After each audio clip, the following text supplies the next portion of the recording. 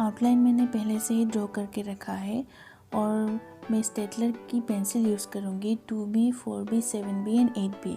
तो पहले मैं आई का जो सेंटर डार्क एरिया है प्यूपिल, उसको मैं कम्प्लीटली डार्क करूँगी 8B पेंसिल से।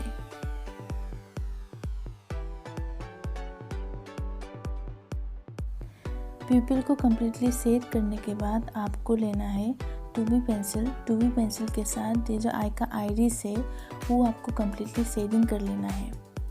ज़्यादा प्रेशर का यूज़ नहीं करना है, आपको लाइटली शेडिंग करना है।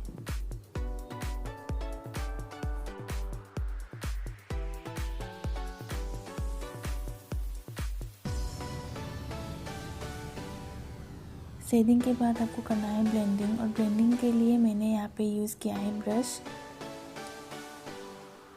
बहुत हल्का प्रेशर के साथ आपको ब्लेंड करना है।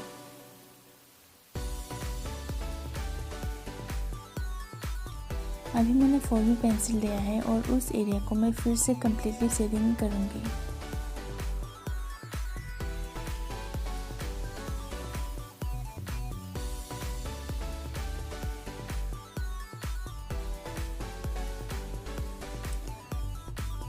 यहाँ पे मैं एक ओवल शेप बनाऊँगी, जो ये होगा हमारा हाईलाइट, और यहाँ पे भी एक दूसरा हाईलाइट है। आप अपनी रेफरेंस के हिसाब से हाईलाइट कैसे शेप का है वो देखकर आप हाईलाइट जोड़ सकते हो। इसको हमने बना लिया है और बाद में हम उस एरिया को इरेज कर लेंगे ताकि हमें पूरा हाईलाइट, पूरा वाइट हाईलाइट हमें मिले।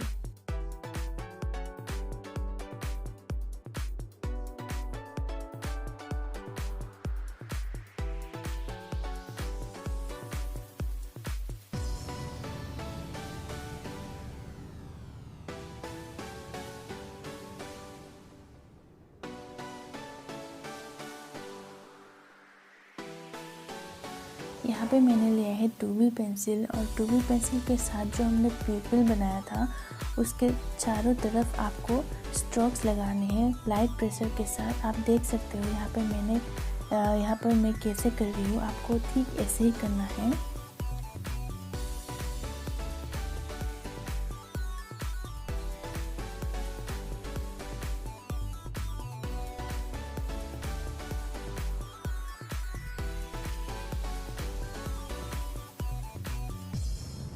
जो भी हमने स्ट्रोक्स लगाए थे उसको स्मूथ करने के लिए मैंने ब्रश से उसको ब्लेंड कर दिया है, और ब्लेंड करने के बाद मैंने लिया है 4B पेंसिल, और 4B पेंसिल के साथ आइरिस को मैं फिर से कम्प्लीटली शेडिंग करूँगी।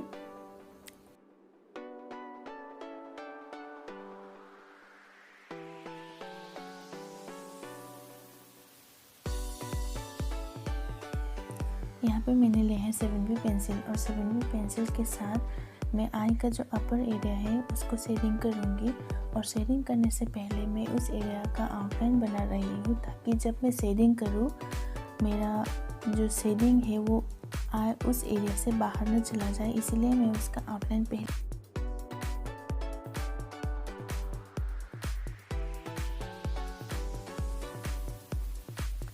यहाँ पे मैं सेम 7B पेंसिल के साथ ही स्ट्रोक्स लगा रही हूँ जैसे हमने पहले लगाया था। आप अभी ये सोच रहे होंगे कि हम ये काम दोबारा क्यों कर रहे हैं, क्योंकि हम यहाँ पे लेयर्स पे काम कर रहे हैं, और अगर आपको रियलिज्म में काम करना है तो आपको ये लेयर्स पे आपको काम करना होता है। तो इसीलिए हम दोबारा बार बार वही सेम प्रोसेस रिपीट कर रहे हैं। यहाँ पे मैंने जो हाईलाइट आपको बताया था उस एरिया को मैं इरेज कर रही हूँ पेंसिल इरेजर के साथ। शेडिंग के बाद हमारा जो नेक्स्ट स्टेप है वो है डिटेलिंग, और डिटेलिंग के लिए मैंने यहाँ पे लिया है 2B पेंसिल। 2B पेंसिल के साथ में अपने रेफरेंस को अच्छे से ऑब्जर्व करके कहाँ पे कैसा डिटेल है वो सब देखकर डिटेल्स ऐड कर रही हूँ।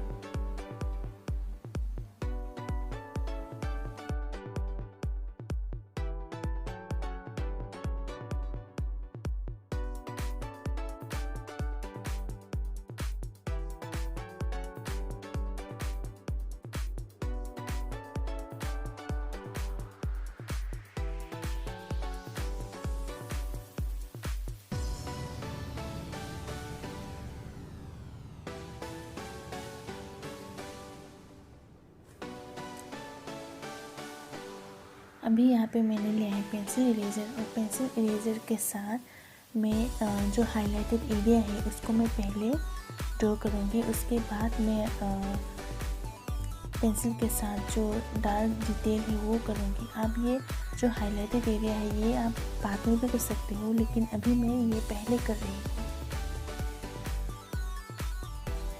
आइरिस का जो डिटेलिंग है ना वो आपको सिर्फ पत्ते जैसा है, पत्ते का शेप जैसा है वैसे ही आपको करना है।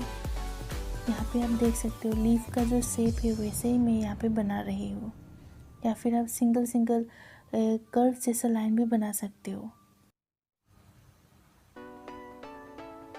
मैंने लिया है 7B पेंसिल, और 7B पेंसिल के साथ जो हमने पेंसिल इरेजर के साथ इरेज किया है उसके बीच में जो एरिया है उस एरिया में हमको शेड करना है, लेकिन कम्प्लीटली शेडिंग नहीं। आपको रेफरेंस के हिसाब से आपको डिटेलिंग ऐड करना है कि किस एरिया में आपको ज़्यादा डार्क करना है और किस एरिया में आपको हल्के शेडिंग करना है, वो आपको रेफरेंस के हिसाब से करना होगा।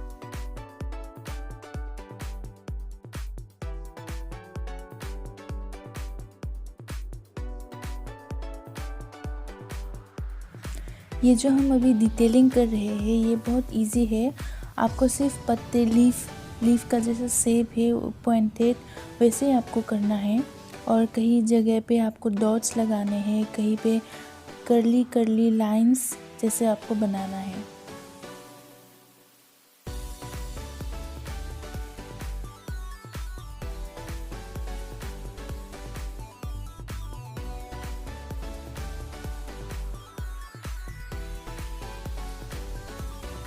आइरिस का जो अपर एरिया है उस पर शेडो है, तो इसीलिए मैंने 8B पेंसिल के साथ उसको डार्क कर लिया, और कॉर्नर के साइड पे थोड़ा डार्क था रेफरेंस के हिसाब से, तो इसीलिए उस एरिया को भी मैं डार्क कर रही हूँ।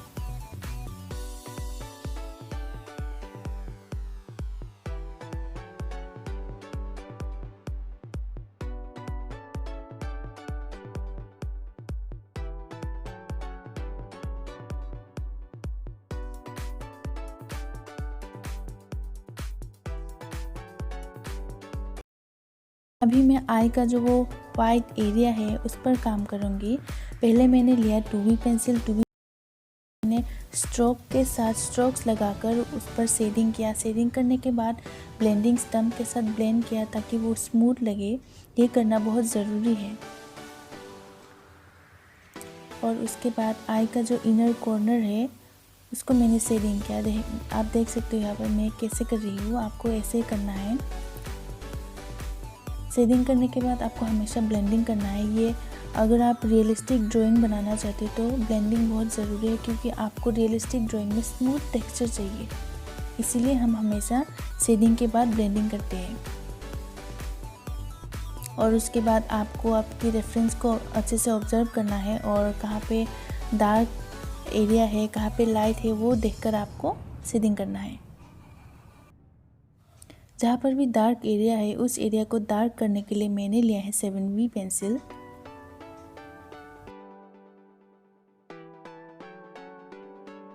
अभी मैं 2B पेंसिल के साथ आई का जो अपर एरिया है उसका आउटलाइन बनाकर ब्लेंडिंग स्टम्प के साथ स्मूथ कर रही हूँ। ऊपर और नीचे भी मैंने स्मूथ कर दिया।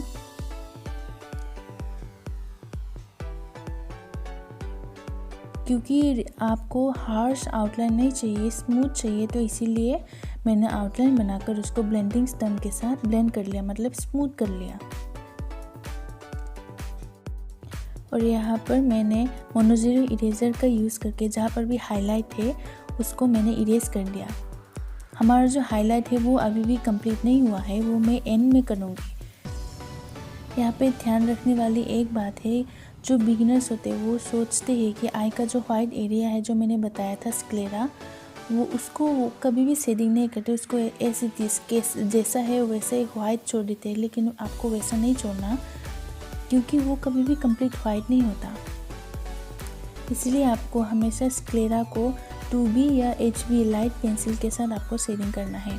अभी मैं काम कर रही हूँ आई का जो स्किन एरिया है उस पर फर्स्ट मैंने 2B के साथ उसको शेडिंग कर लिया, शेडिंग के बाद ब्लेंडिंग किया। अभी मैं 4B पेंसिल के साथ फिर से वही एरिया को, सेम एरिया को मैं शेडिंग कर रही हूँ।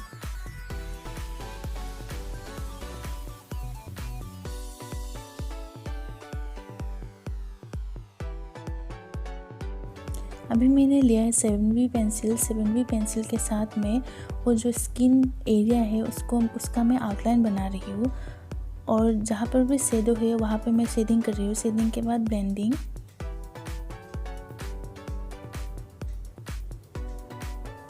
जहाँ पर भी आपको थोड़ा डार्क वैल्यू चाहिए वहाँ पर आप शेडिंग कर सकते हो।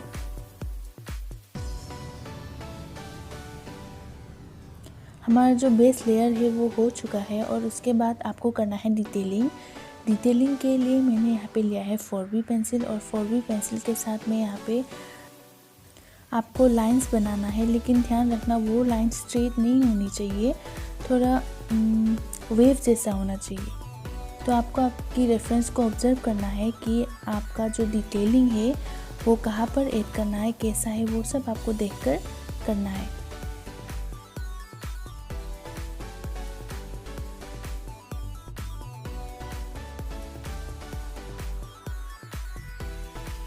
जो हमने लाइन बनाया था उसको मैं स्मूथ करने के लिए ब्लेंडिंग स्टम्प के साथ ब्लेंड कर दिया ताकि वो स्मूथ लगे।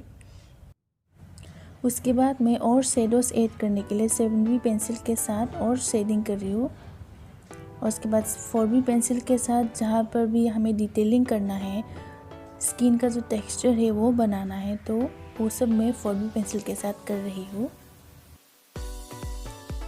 और रेफरेंस के हिसाब से जहाँ पर भी और शेडिंग की ज़रूरत है वहाँ पे मैं शेडिंग कर रही हूँ।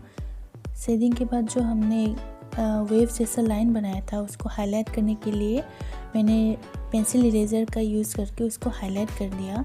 अभी मैं काम करूँगी लेसेस के ऊपर। तो आपको लेसेस काम करने से पहले ध्यान रखना है कि आपका पेंसिल बहुत शार्प होनी चाहिए, और आपको ऐसे जैसे मैं कर रही हूँ ना, ऐसे डायरेक्शन आपको आपके रेफरेंस को देखकर आपको करना है कि आपका आई लैशेस का डायरेक्शन कैसा है। तो उसके हिसाब से आपको कर्व स्ट्रोक लगाने हैं। ध्यान रखना आप जो स्ट्रोक लगा रहे हो वो स्ट्रेट नहीं होना चाहिए, तो वो बहुत मतलब रियल नहीं लगेगा। तो आपको कर्व स्ट्रोक्स लगाने हैं, और एक ही बारी में आपको जो लेसेस है वो बनाना है। बार बार एक लाइन को ही आप खींचते मत रहो, वो अच्छा नहीं दिखेगा। और उसके बाद मैं 8B पेंसिल के साथ जहाँ पर भी और डार्क करने की ज़रूरत है, जो लेसेस हमने बनाया था, तो उसको मैं और डार्क कर रही हूँ।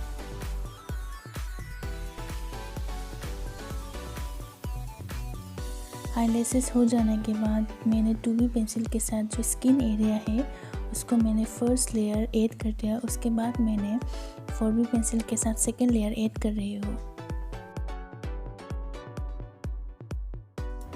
जिस एरिया पर फिर से शेडिंग की ज़रूरत है उस एरिया पे मैं फिर से शेडिंग कर रही हूँ, और जो ये हमारा स्क्लेरा है, जो वाइट एरिया है, वहाँ पर मैं ये फेंस ड्रॉ कर रही हूँ। ये फेंस ड्रॉ करना बहुत इजी है। आपको लेना है लाइट पेंसिल जैसे कि 2B के साथ मैंने यहाँ पे वेव जैसा लाइंस ब्रांचेस जैसे आपको ऐड करना है, और उसके बाद आपको ब्लेंडिंग स्टम्प के साथ वो ब्लेंड कर देना है, क्योंकि हमें वो जो फेंस है वो हार्श नहीं होता। हार्श आपको लाइंस नहीं चाहिए, आपको स्मूथ चाहिए, तो इसीलिए उसको ब्लेंड करना ज़रूरी है। और ये जो हमारा आइरिस था उसको और डार्क करने के लिए मैंने 8B पेंसिल के साथ कॉर्नर्स जो एरिया है उसको फिर से डार्क कर रही हूँ।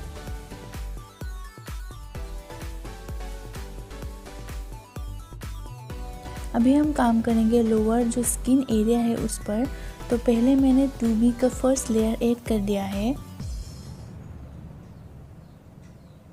फर्स्ट लेयर के बाद आपको ब्लेंडिंग ज़रूर करना है, और उसके बाद 4B के साथ फिर से मैं सेकेंड लेयर ऐड कर रही हूँ।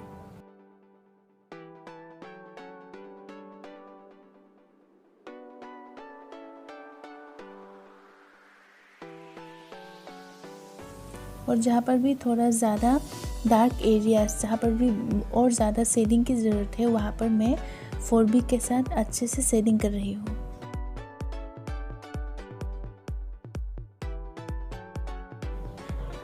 अभी मैं वाइट जेल पेन के साथ जहाँ पर भी हाईलाइट की ज़रूरत है वहाँ पर जेल पेन के साथ हाईलाइट ऐड करूँगी। अभी आप देखना, हम जो हाईलाइट ऐड कर रहे हैं उसकी वजह से हमारा ड्राइंग पूरा नेक्स्ट लेवल का हो जाएगा, मतलब पूरा रियलिस्टिक दिखने लगेगा।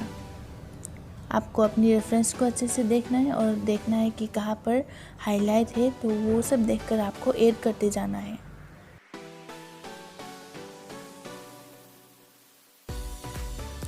अभी हम काम कर रहे हैं जो आई का जो लोअर स्किन एरिया है उस पर। तो पहले मैंने 2B पेंसिल के साथ लाइंस ड्रॉ कर लिया है, वेव जैसा लाइंस, और उसके बाद शेडिंग कर रही हूँ डिटेलिंग के लिए।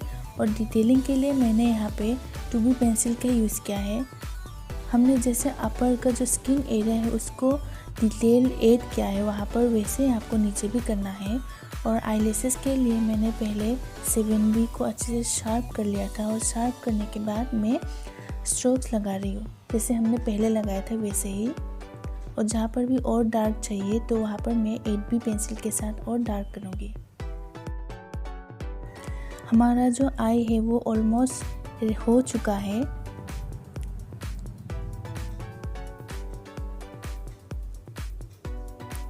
जहाँ पर भी शेडिंग की ज़रूरत है वहाँ पर मैं शेडिंग कर रही हूँ।